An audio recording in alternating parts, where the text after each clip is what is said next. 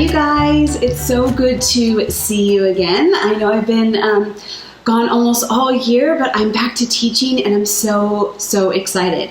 I don't know if you guys watched last week's video that Miss Lori did, but we have started a series called Cooking with Jesus. And so each week we're going to have like a different food, and it's something, maybe a project that you can do with your parents this week to make the food and kind of talk about the lesson that we're doing. So I'm really excited about today's lesson because it's one of my favorite snacks. But before we get to the snacks, let's go ahead and review our memory verse for this month.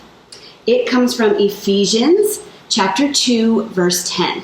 Okay, so I want you guys to repeat after me.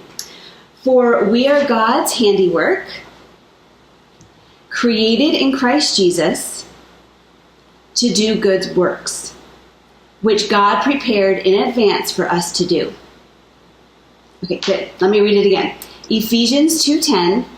For we are God's handiwork, created in Christ Jesus to do good works, which God prepared in advance for us to do. So let's take each part of that verse and talk about it, okay? So the first part says, for we are God's handiwork. You know what? God created you. God created me. He created everybody, and we are His handiwork, which means He took time to create you, to give you your personality, to give you your gifts, your talents, the way that you look, the color of your skin, everything about you. God took time and made you special. There is nobody in this world that is like you. You are God's handiwork, and you are special. The second part says, created in Christ Jesus to do good works. You know, as Christians, we are to follow Jesus, and to be a good disciple of Jesus, we need to do what Jesus did. And Jesus, if you think about all the things that Jesus did here on earth, all He did was good works. He helped poor people. He healed people. He taught people. He cared for people. He did good works. And so you and I, because we were created by God, and as Christians, we need to go and do good works. But this is what's so great. The last part of the verse says, which God prepared in advance for you to do. So you know how God created you? Special, unique. There's no one else like you. Well, He has a special job for you. He has works that you're going to do. You can do it. There's stuff for you to do now. There's stuff for you to do when you're a teenager and when you're an adult. God has all these things planned for you. He has a special plan for you. And that is pretty exciting. I'm very excited about that. And you should be too. Okay, let's read the verse one more time. It comes from Ephesians chapter 2, verse 10. For we are God's handiwork, created in Christ Jesus to do good works, which God prepared in advance for us to do. Amen. Okay, so remember that we're cooking with Jesus as a part of our series this month. And so remember how I said that this is one of my favorite snacks? Look what it is, you guys.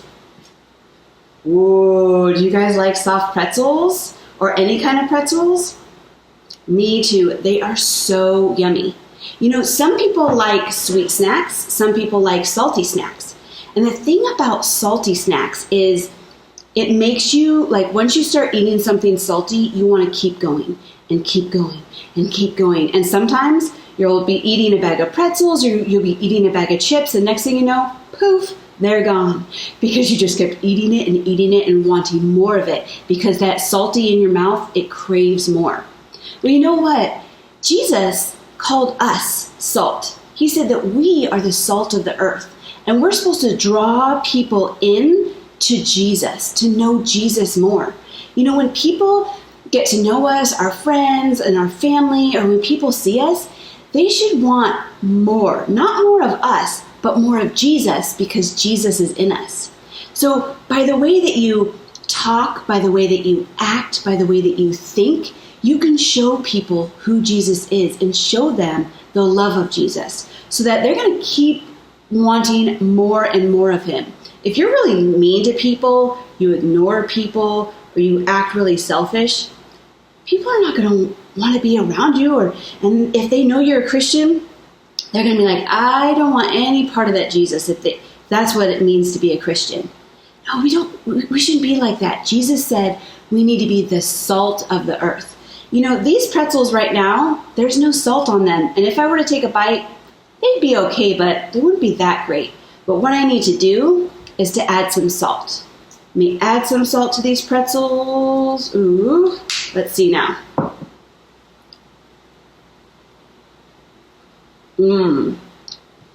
So good. So you know what, you guys? We need to be the salt of the earth. We need to draw people into Jesus by the way that we act, by the way that we talk, and how we think.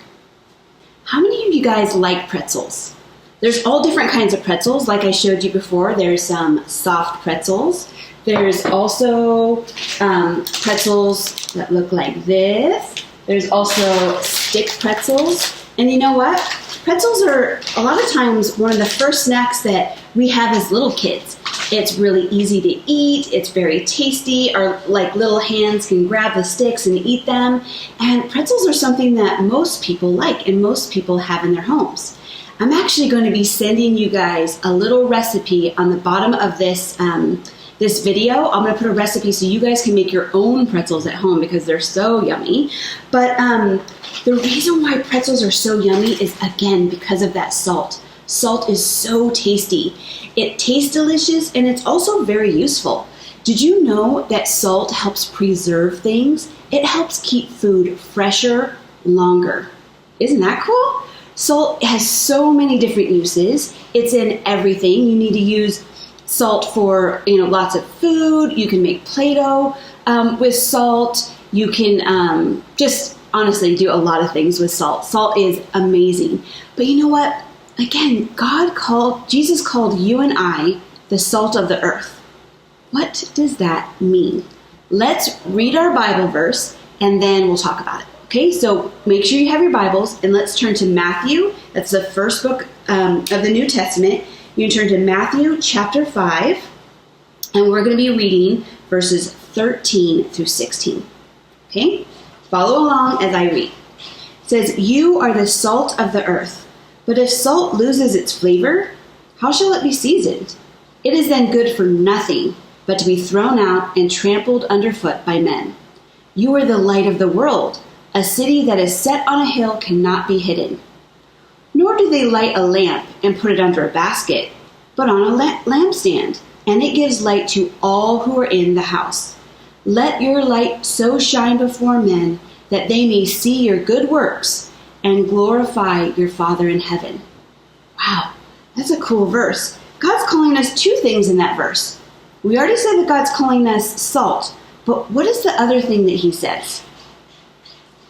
Do you guys see it in verse 14? Light, that's right. We are also the light of the world. Wow. God wants to use you and I to draw others to him.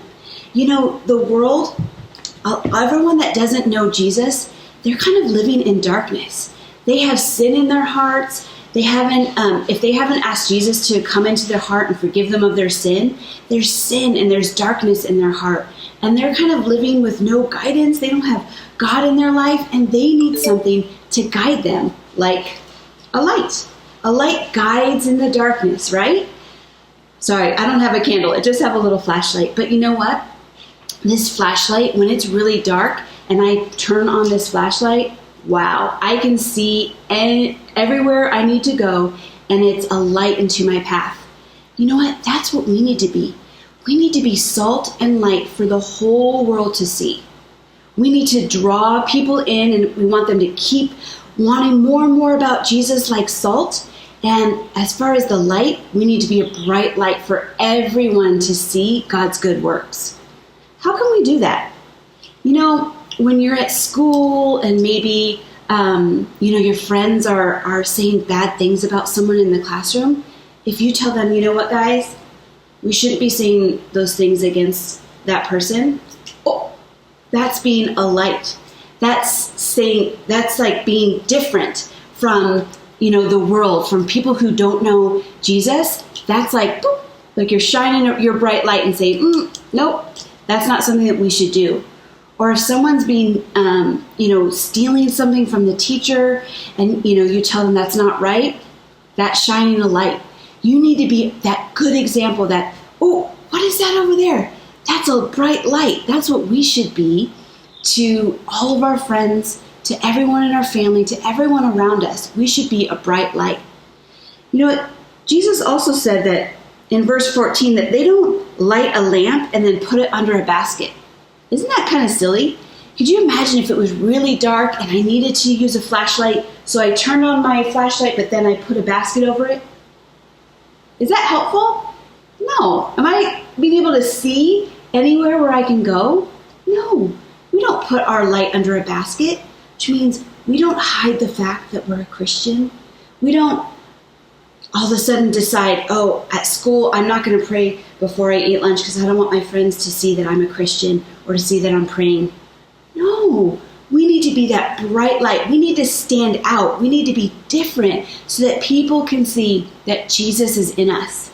Jesus wants us to be salt and light. We need to stand out of the crowd. We need to be different and show people and lead people to Jesus, because that's what, let's read verse 16 again. It said, let your light so shine before men that they may see your good works. Remember that, the good works that God prepared in advance for you, that God can see your good works and then glorify your Father in heaven. That's how we can bring people in to know Jesus and to be introduced to Jesus, and they can ask Jesus in their heart when we're that bright light for them to see. We can be that great example so that they can see that Jesus is inside of us. Okay, so I want to challenge you guys this week. Even though we're all at home and we're hanging out with our family, you know, you guys can be a bright light in your family too. You can make good choices. You know, you can choose not to fight with your brother or sister. You can choose to obey your parents the first time with a happy heart. You know, you can choose to, make your bed and clean your room before mom asks you to do that. You know, just be that bright light so that everyone in your household could see that you're choosing to be obedient to Jesus, to be that salt and to be that light. So that's my challenge for you this week. Even though we're at home, you still have an opportunity to be a bright light for Jesus, so go and do it. Well, I hope you enjoyed today's lesson. I want to remind you to make sure you memorize the scripture for this week, which is Ephesians 2:10. And if you're like me and you're not really good at baking, I want to show you a little secret.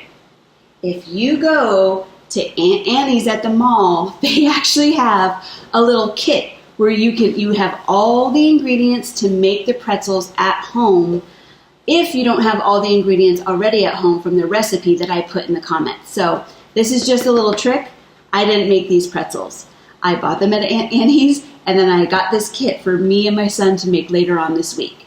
All right, I want to challenge you guys. Make your pretzels, be a bright light, be salt. I miss you guys, and I can't wait to see you in person. Bye. God bless.